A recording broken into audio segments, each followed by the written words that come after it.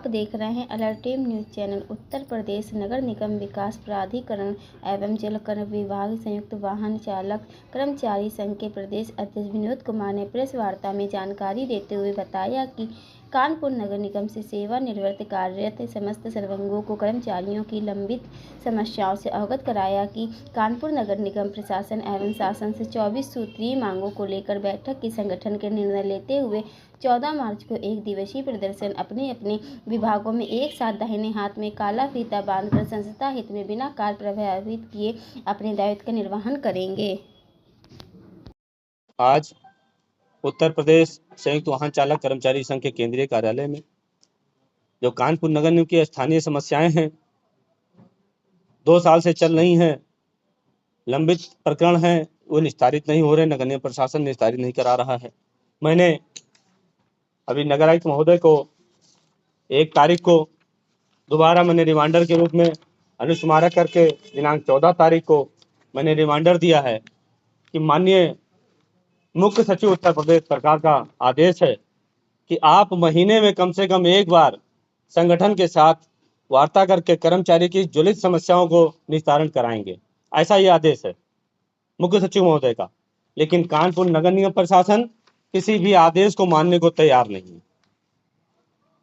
इसके उपलक्ष्य में आज हमने आप लोगों के माध्यम से आक्रोश प्रकट करने के लिए शासन और नगर निगम प्रशासन को अपना संदेश पहुंचाने के लिए कि हमारा कर्मचारी जो हमारे कर्मचारी हैं, यदि इनकी मांगें नहीं पूरी होती, यदि इनकी समस्याएं जो लंबी समस्याएं यदि इनका निस्तारण नहीं होता है, तो जो कर्मचारी शहर को स्वच्छ बना सकते हैं, जो कर्मचारी आपके हर समस्या में कंधे से कंधा मिलाकर काम कर सकते हैं, वो कर्मचारी जिस दिन ये सिस्टम बंद कर देंगे उस दिन आपका भी सिस्टम नहीं चलने वाला।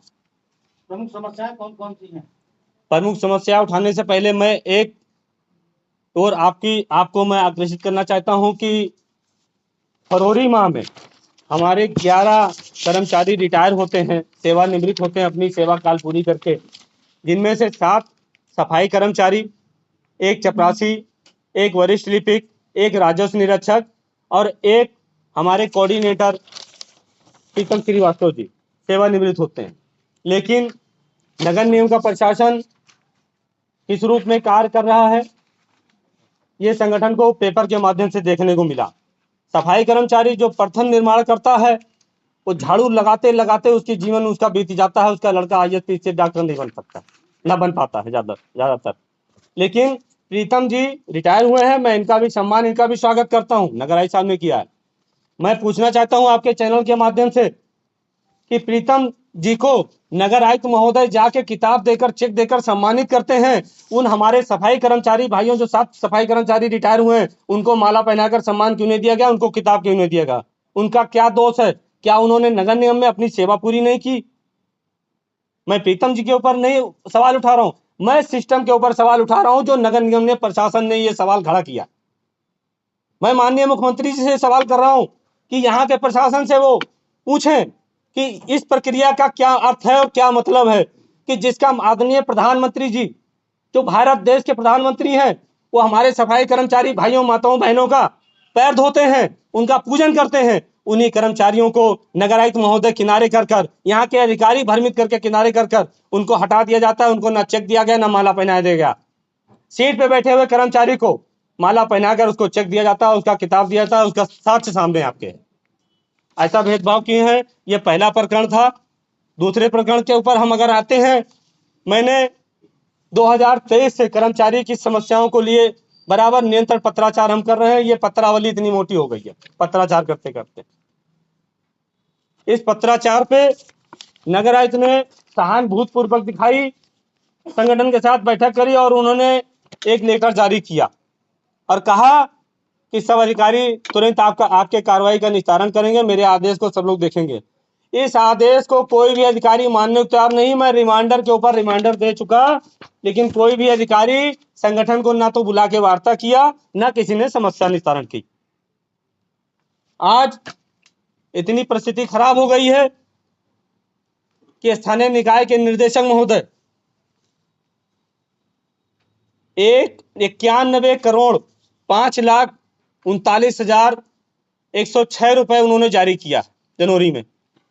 उसमें साफ लिखा है कि ये पैसा केवल और केवल जो कर्मचारी यहाँ के कार्यरत हैं उनको ही ये पैसा भुगतान किया जाएगा। आज 2.5 महीने का दिन बीत गया है। एसीपी की पत्रावलियां कार्मिक विभाग में लंबित हैं। सफाई कर्मचारी मेरे दौड़ते दौड़ते परेशान हैं। हमारे अन्य कर्मचारी दौड़ते दौड़ते परेशान हैं। कभी बाबू हमारे कुछ वरिष्ठ लिपिक और लिपिक ऐसे हैं जो एक पन्ना गायब हो जाता है, कर्मचारी मेरा दौड़ते दौड़ते चक्कर लगाते लगाते वो और उनका परिवार थक जाता है इसी नगर निगम से। क्या इसके लिए 1 महीने में एक टेबल नहीं लगाना चाहिए? क्या समस्या का एक टेबल नहीं लगाना चाहिए जिसका उसका समस्या का निस्तारण कराया जा सके, उसको भुगतान किया जा सके, उसके परिवार का भुगतान किया जा सके? ये 91 करोड़ का बजट निकाय ने दिया, लेकिन इस पर अभी तक 2.5 महीने हो गया, नगर निगम प्रशासन ने अमल नहीं किया।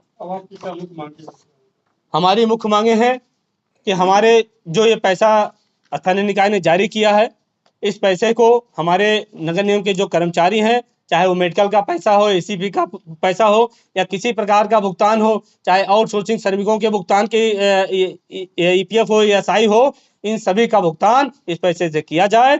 इसके लिए हमने कल सभी से अनुरोध किया अपने कर्मचारी साथियों से, बिना कारबंदी किए अपने अपने संस्थानों से एक काला फीता अपने हाथों में बांधकर अपना विरोध प्रकट करेंगे और अपने कार्य को सुचारू रूप से करते रहेंगे बिना कार बाधित किए। अगर ऐसे में मांगे आपकी नहीं पूरी होती तो आपके संस्था द्वारा क्या आगे कार्य किया जाएगा? यदि नगर निगम प्रशासन इन लंबित मांगों को अगर समाधान नहीं करता है तो संगठन पूरी तरह से नगर निगम की धीरे धीरे करके सारी सेवाएं बंद करा देगा, जिसकी जिम्मेदारी समस्त नगर निगम प्रशासन की होगी।